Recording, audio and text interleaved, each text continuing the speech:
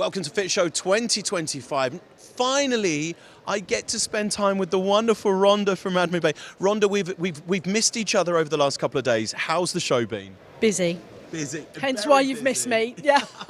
I was told by your family, which is incredible, and we'll talk about your family in just a second, because they all are part of the company, and I love that. But they have literally said, Rhonda's avoiding you. It's totally true. I hate being on camera. But you're so good at it. Rhonda, we love seeing you here at the show. We really do. I love the fact this is a family business, really.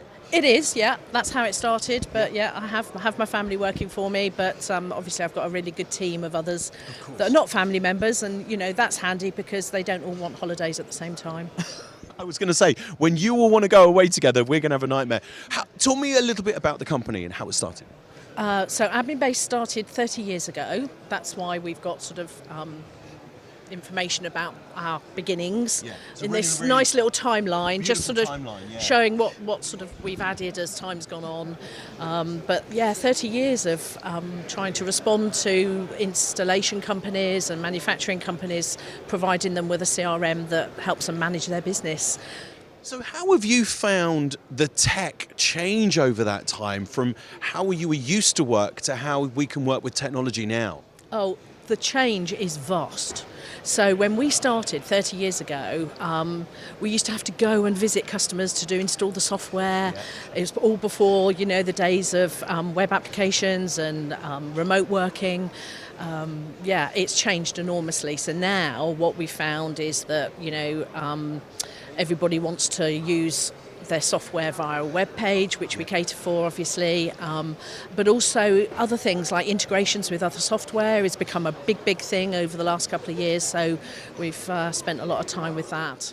And has that become simpler over time? Because it used to be like if you had one system, to integrate it with another system, they didn't always want to talk to each other. Have you found ways to make that work now? Yeah, definitely. And is it simpler? Interesting question.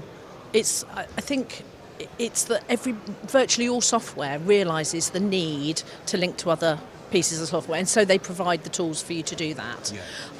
If they don't, generally we sort of either encourage them to write the tools or we write them for them. Which is incredible. And it is much easier nowadays than it used to be. It's like someone will come with a challenge and you guys can find a way to work that out and make it work for the client. Yeah, we do a lot of bespoke work on that basis, because a lot of our customers are quite large companies, and it's so much better to have a different piece of software that caters for your needs exactly, and to get those to talk to each other than it is to try and get everything into one software. Because the problem with that is that then it means I'm trying to do things that I'm not an expert at, like pricing and drawing software. That's not my expertise, and I don't really want it to be. But it's another string, but exactly. So, I think that's the way tech has gone these days. It's all about using APIs to link things together. And it's evolving at such an incredible rate. Do you guys look to the future, or do you kind of just ride it as it goes? Because some people were saying, you know what, if you think too far ahead and we don't go in that direction, you kind of wasted the time. But also you've got to be prepared for change.